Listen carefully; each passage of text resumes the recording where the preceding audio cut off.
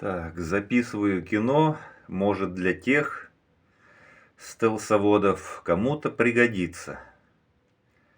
Я сам ремонтировал, разбирал благодаря Ютубу и тем ребятам, которые бескорыстно выкладывают видео. Так вот, были стуки в коробке. Ну, стучит коробка, что делать? Снял коробку, разобрал.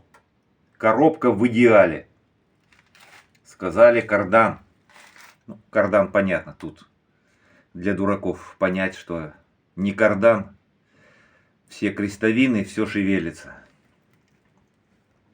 Отключаю, снимаю вот этот кардан, включаю передок. Тишина в коробке. Специалисты сказали: редуктор. Снял редуктор, разобрал редуктор. В идеале редуктор. Ну и что вы думаете? Вот эти вот внутренние гранаты подкусывали. Вот они. Это те старые, блядь. Снял, разобрал. Заказал вот такой фирмы.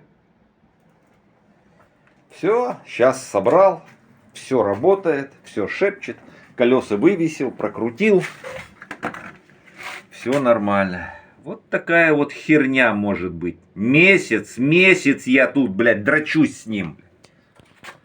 У меня уже, блядь, нерв, блядь, не хватало, блядь. Слава богу, хоть сделал, блядь, нашел причину, блядь. Но специалистов у нас, конечно, блядь. Ладно, бог с ним. Ну, в общем, кому-то пригодится, и слава богу. Вот он, стук в коробке, блядь. Из шрусов внутренних. Потому что они работают не как внешне, просто на изгиб, а они работают на изгиб и ходят еще по оси. Такие дела, ребята.